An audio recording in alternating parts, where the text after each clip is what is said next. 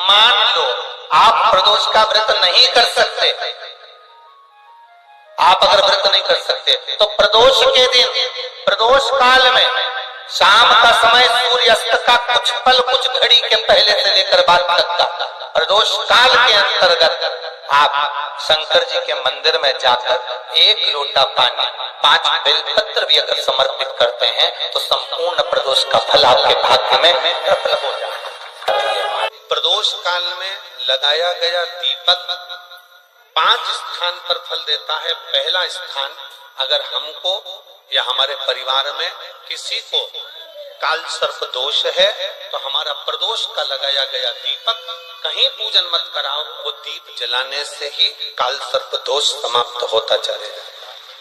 दूसरा स्थान, पितृदोष।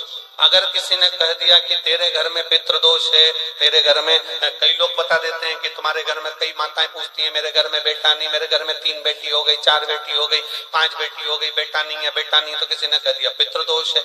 अब तुम शंकर जी की पूजन कर रहे हो, शंकर जी पे जल चढ़ा रहे हो, शिव की स्तुति कर रहे हो, तो किसी किसी की यहाँ 3 बेटियों के बाद, 4 बेटियों के बाद, एक माता ने तो लिखा है कि उसके यहाँ 2008 में उसके घर में लड़की ने जन्म लिया था, या 2008 में उसके घर में बच्चे ने जन्म लिया था, लड़की।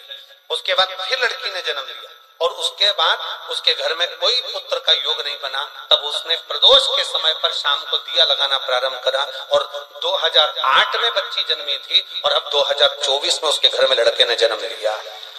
ये प्रदोष काल का लगाया गया दीपक, प्रदोष काल, प्रदोष के दिन, प्रदोष काल का जो दीपदान होता है वो सरल नहीं होता, वो सहज नहीं होता। 5 स्थान की पूर्ति करता है। पहला स्थान किस चीज के लिए? काल सर्प दोष के लिए। दूसरा पितृदोष। कैसा भी तुम्हें कोई पितृदोष बता दे, कितना भी तुमसे कोई कह दे कि तेरे घर में पितृ का दोष है, तेरे घर में ये दोष है, अगर आप प्रदोष के दिन, प्रदोष काल में अर्थात सूर्य अस्त के समय के 2:45 तक का जो समय होता है, 2 घंटे के समय का, उसके अंतर्गत अगर आप प्रदोष काल के समय में भगवान शंकर को दीप लगाने के लिए अगर पहुंचे हो तो वो आपको फल देगा ही, पितृ दोष का निवारण होगा ही। चाहे तुम कुछ करो चाहे मत करो, वो पितृ की शांति करा दे। दूसरे नंबर पर है पितृदोष। तीसरे नंबर पर है वास्तु दोष। हमारे घर का, अब एक बहुत सावधानी से श्रवण करने वाला विषय है, वंश की वृद्धि नहीं। 30 वर्ष शादी के हो गए, 40 वर्ष शादी के हो गए और औलाद है ही नहीं। डॉक्टर ने भी हाथ नीचे कर दी, टेस्ट भी करवाया, IVF करवाया, सब कुछ तुमने करवा लिया, तो भी औलाद नहीं है।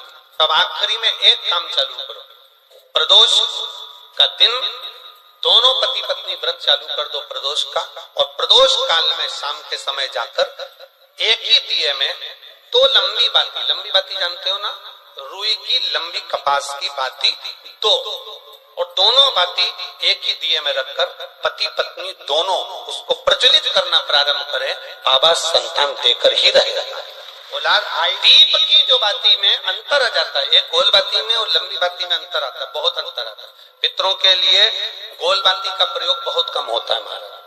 देवी जी के लिए, माता रानी के लिए, जगत जननी के लिए गोल बाती का प्रयोग बहुत कम होता है महाराज, ध्यान रखिएगा। एक पितृ के लिए, एक जगत जननी जगदम्बा दुर्गा भवानी के लिए गोल बाती का प्रयोग कम होता है, लंबी बाती का प्रयोग ज्यादा। क्यों? क्योंकि हमारे घर के कुल देवी और हमारे घर के पितर हमारे वंश की वृद्धि करें, इसलिए लंबी बाती रखी जाती है, जिससे हमारा वंश बहुत लंबा चले, बहुत उन्नति की ओर बढ़े, इसलिए लंबी बाती। शिव महापुराण की कथा कहती है 5 जगह पर हमारा जलाया गया एक दीप जो प्रदोष के दिन, प्रदोष काल में लगाया जाता है, 5 जगह पर भारी पड़ता है।